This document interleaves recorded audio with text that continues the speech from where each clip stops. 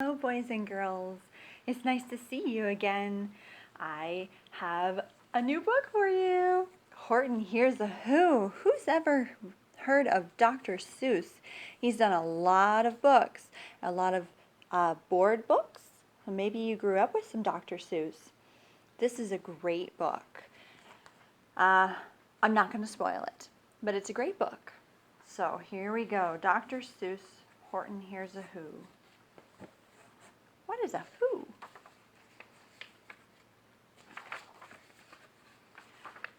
Oh, it says, for my great friend Misugi Nakaruma of Kyoto, Japan. I'm probably butchering that. All right. On the 15th of May, in the jungle of Newell, in the heat of the day, in the cool of the pool, he was splashing, enjoying the jungle's great joys, when Horton the elephant heard a small noise.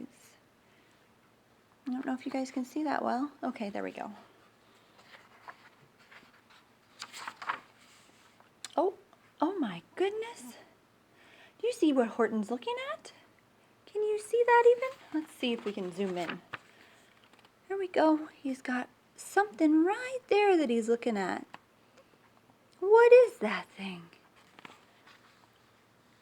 I say, murmured Horton, I've never heard tell of a small speck of dust that is able to yell. So you know what I think? Why, I think that there must be someone on top of that small speck of dust. Some sort of a creature of very small size, too small to be seen by an elephant's eyes.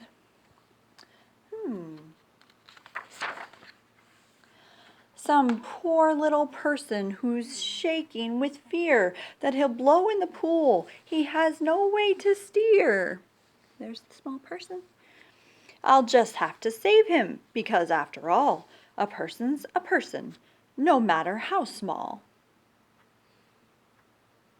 That's a very nice thing to do. So gently and using the greatest of care, the elephant stretched his trunk through the air, and he lifted the dust speck and carried it over and placed it down safe on a soft clover. There's the clover, and there's the speck. Just so tiny. Ever so tiny. Humph! Humped a voice. 'Twas a sour kangaroo. Oh, can you see? There. And the young kangaroo in her pouch said humph, too. Why, that speck is as small as the head of a pin. A person on that? Why, there never has been. Oh. Why couldn't a person be there? Believe me, said Horton, I tell you sincerely, my ears are quite keen, and I heard him quite clearly.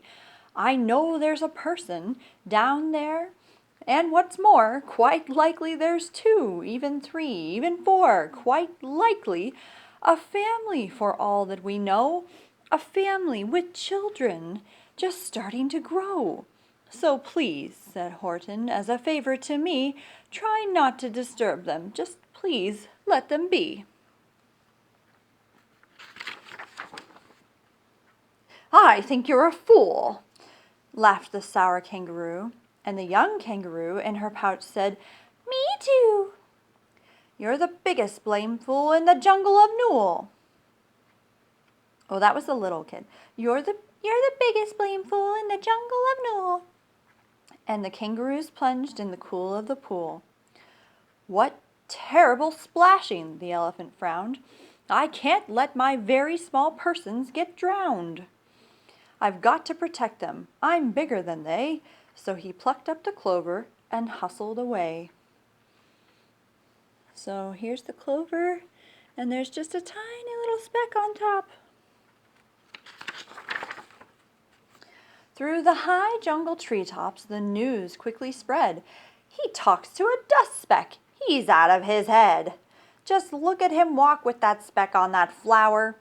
And Horton walked, worrying, almost an hour. Should I put this speck down? Horton thought with alarm. If I do, these small persons may come to great harm. I can't put it down, and I won't. After all, a person's a person, no matter how small.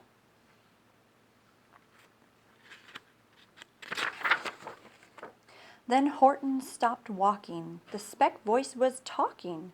The voice was so faint he could just barely hear it. Speak up, please, said Horton. He put his ear near it. My friend, came the voice, you're a very fine friend. You've helped us all folks on this dust speck no end. You've saved all our houses, our ceilings and floors. You've saved all our churches and grocery stores. Oh my, that's quite a bit more than just 3 or 4 people. You mean, Horton gasped, you have buildings there too? Oh yes, piped the voice, we most certainly do. I know, called the voice, I'm too small to be seen, but I'm mayor of a town that is friendly and clean. Our buildings to you would seem terribly small, but to us who aren't big, they are wonderfully tall. My town is called Whoville, for I am a Who, and we Whos are all thankful and grateful to you. And Horton called back to the mayor of the town, You're safe now, don't worry, I won't let you down. Oh, good. Good, Horton's being a good person. Good elephant. He's not a person. But just as he spoke to the mayor of the speck, 3 big jungle monkeys climbed on Horton's neck. The Wickersham brothers came shouting, What rot! This elephant's talking to Whos who are not. There aren't any Whos and they don't have a mayor. We're going to stop all this nonsense, so there! Oh my.